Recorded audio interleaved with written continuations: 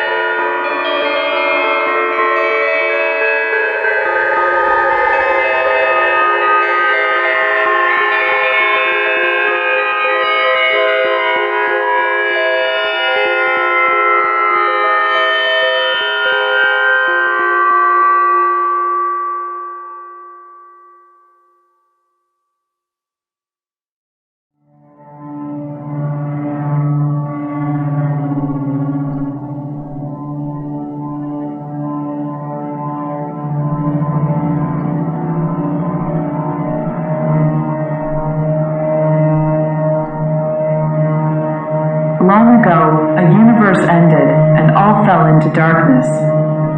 In that darkness, there were two beings, Tree and Serpent.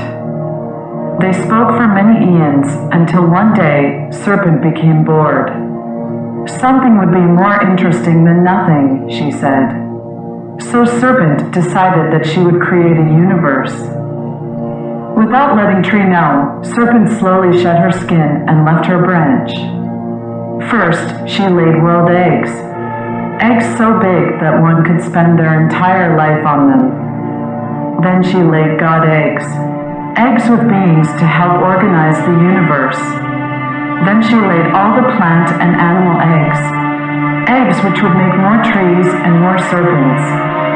Many god, plant, and animal eggs fell on the world egg known as Earth. It was a cruel and wild place, so cruel and wild that the most powerful deity was the goddess of chaos. Her name was Entropis. However, Entropis was fair. She gave the ability to dethrone her to 4 other gods. They were Simultan, goddess of success; Orderat, goddess of time; Centimek, god of emotion; and Mordeleth, god of death. As the goddess of chaos, Entropis understood that chaos was such an uncontrollable force that she could fall victim to it at any time. And one day, she did. Without any warning, a strange bolt of lightning beheaded her in Giza. Her enormous head fell from the sky and landed in the land of serpents' children. 3 baby serpents found the head. They recognized her instantly.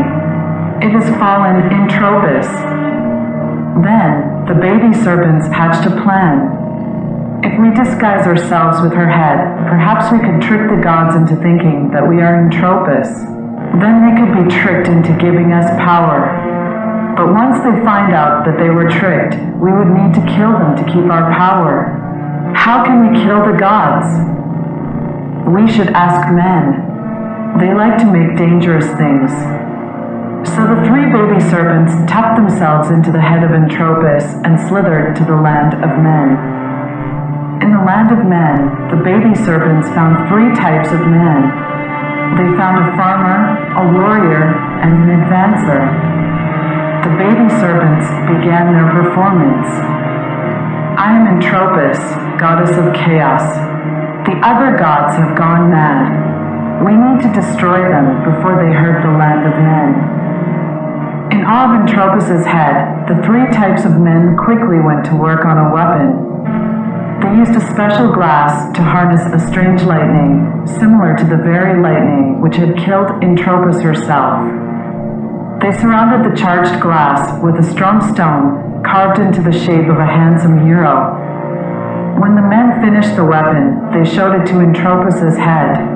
Behold, Pyrasma, the destroyer of gods. The baby serpents thanked the men and took Pyrasma to meet the gods. Eventually, the gods found Entropis's head. We have been so worried. Are you okay?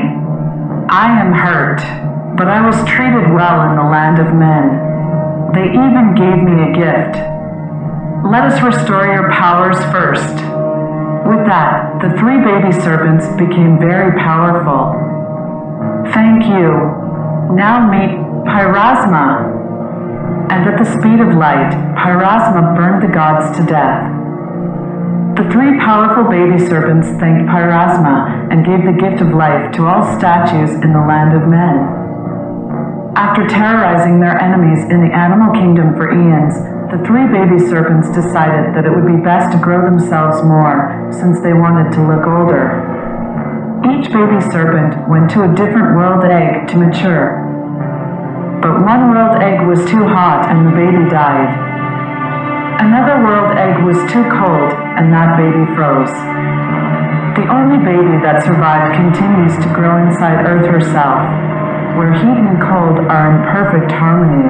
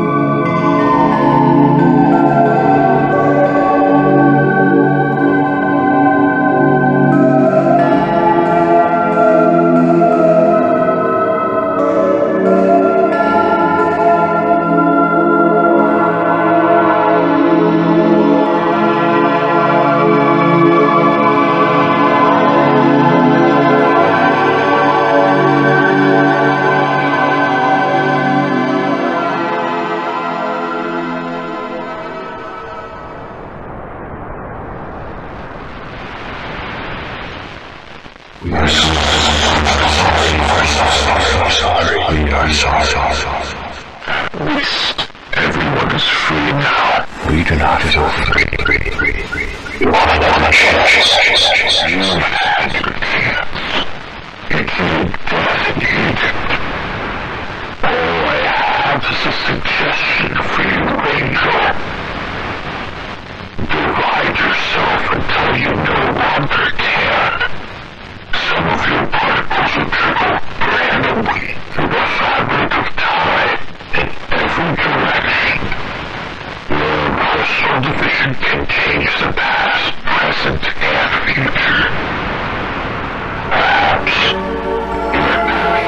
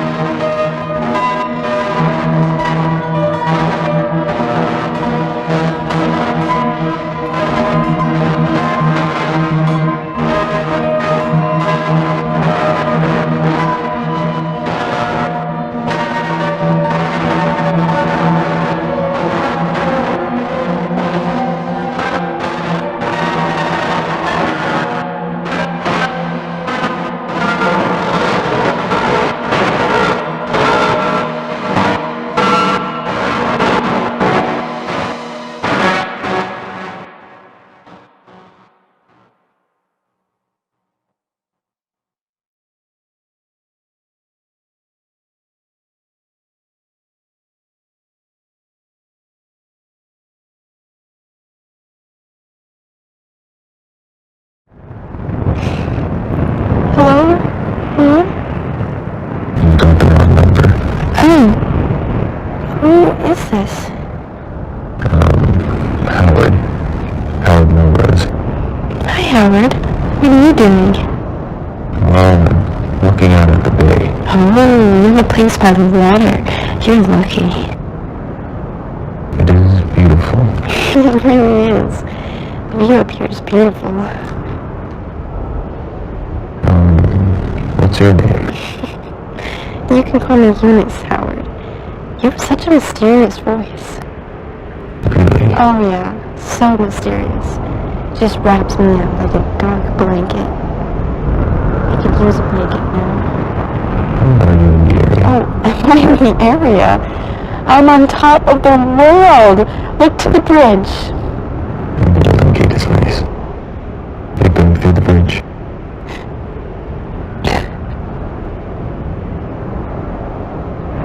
Say my name when you're lonely. You make me sound so mysterious. Okay. Call me whenever something exciting happens. I promise I'll listen in Wonderland. Eunice, are you okay? Thanks for talking to me, Howard. Call me later.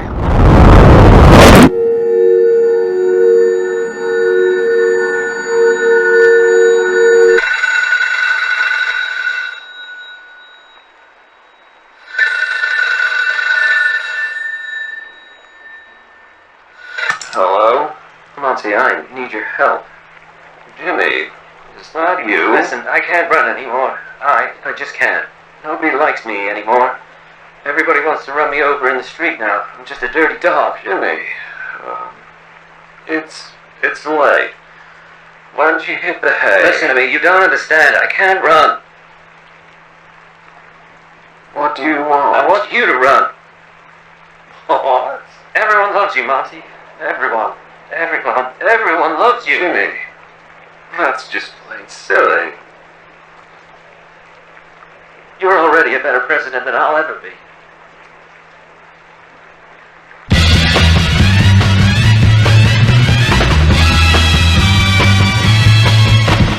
I am Montgomery Clift.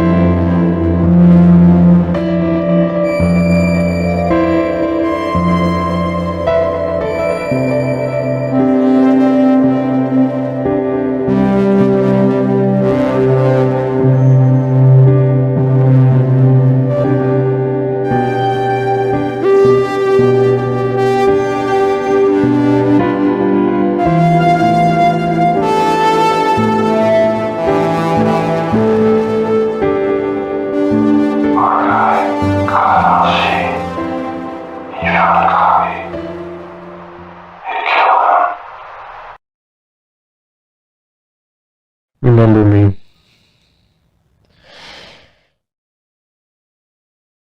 For Virginia. For America.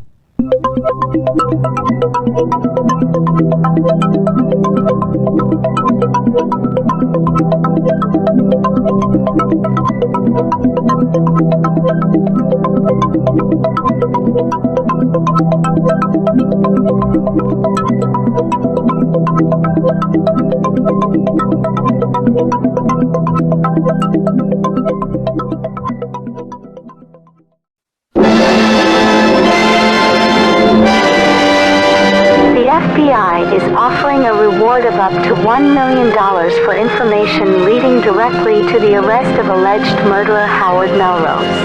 The 18-year-old is the latest addition to the FBI's 10 most wanted fugitives list. In 1968, Melrose was contacted by Eunice Dean, Vice President James Dean's older sister. During the call, Melrose verbally assaulted and threatened Eunice, after which she leapt off the Golden Gate Bridge.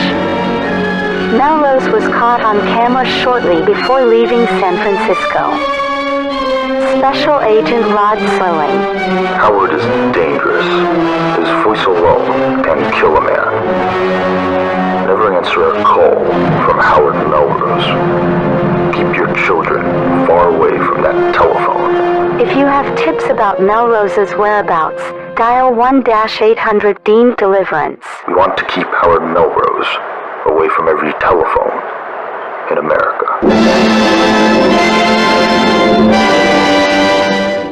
At 0900, we intercepted a call from Howard's home. I led a team of agents into his house 9 minutes later. He had packed his bags and left. At 0400, we intercepted a call from the Hollywood Rockefeller Hotel.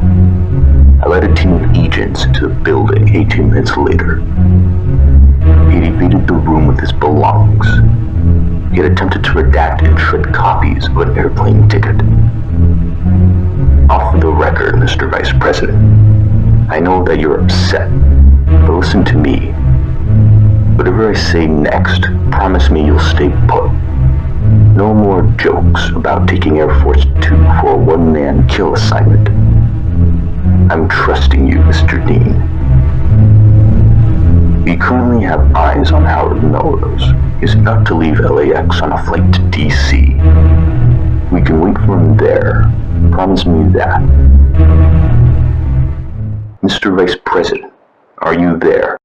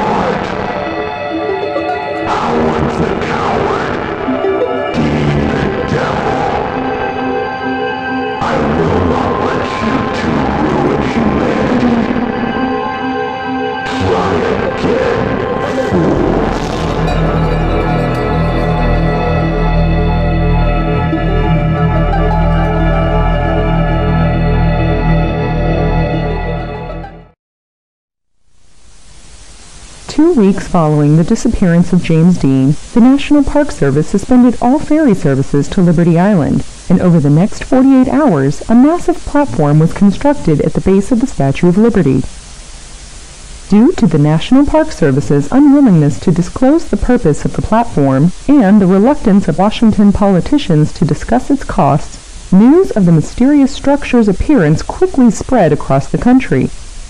What was the platform? Why was it built so close to the Statue of Liberty? All these and more were questions frequently asked in American neighborhoods and newspapers. Famous writers like Charles Beaumont and Rod Serling wrote their theories in exciting opinion pieces, while scientists like Hugh Everett and J. Robert Oppenheimer illustrated their own speculations in intricately detailed diagrams. But all Americans, civilians and celebrities alike, were equally in the dark. Nobody knew why there was a massive platform on Liberty Island. Shortly after the cement of the platform had visibly dried, workers surrounded the structure with robust titanium fencing, inside of which thousands of chairs were installed, each bolted deep into the photographs of the chairs on Liberty Island were quickly printed on front pages around the country. Photographs of the platform's various angles were televised after news broadcasts to give audience members time to scrutinize over visual details. Many of these hastily edited slideshows were looped for an additional 15 minutes to allow family units to gather in living rooms and analyze the platform as closely as possible. The broadcasts, though strange and unprecedented, were well received for uniting families in the evenings. On the third morning after the platform's completion, workers were seen lining the entire island with large explosives. Every acre of land around the Statue of Liberty and the platform's metal fences was covered in an intricate web of electrical wires wrapped around bundles of dynamite.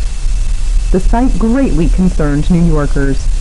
Due to unsubstantiated rumors of an impending atomic bomb test on Liberty Island, roadways became violently congested with traffic and airports were suddenly packed with newly registered passengers.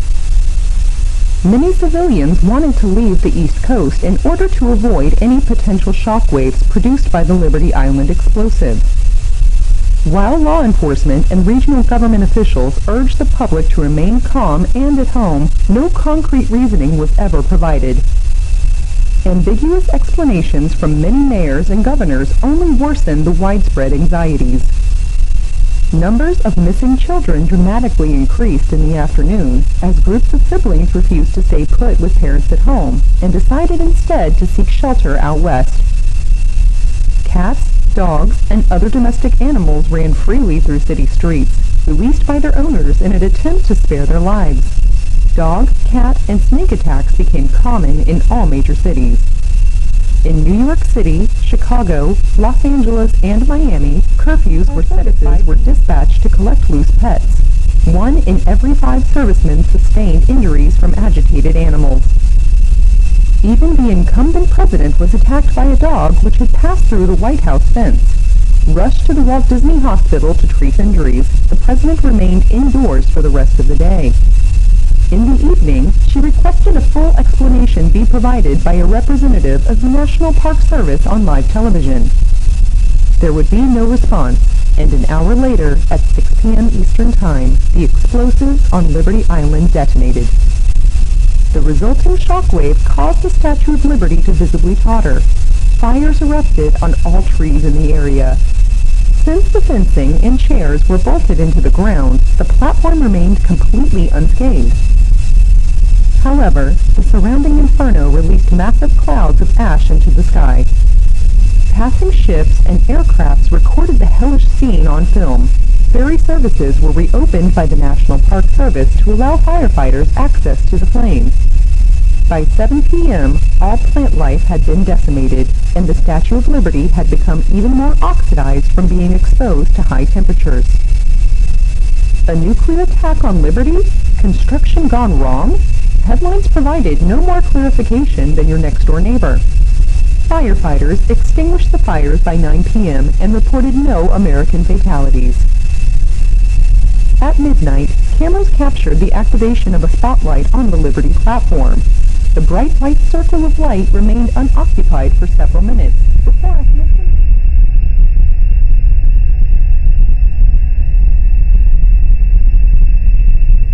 After Clift spoke, James Dean, alive and well, joined.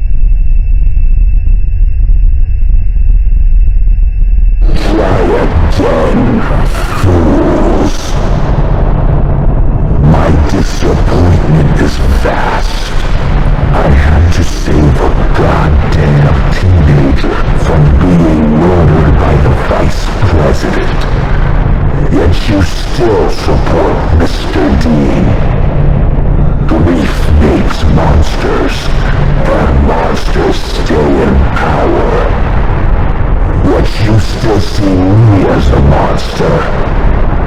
Why don't you look in the mirror sometime? If I continue to exist, I will continue to be disappointed. If I let you exist, you will continue to be a disappointment. How about we make a simple deal, you fools? I will leave your universe when I see an act of true kindness. That would take a goddamn miracle.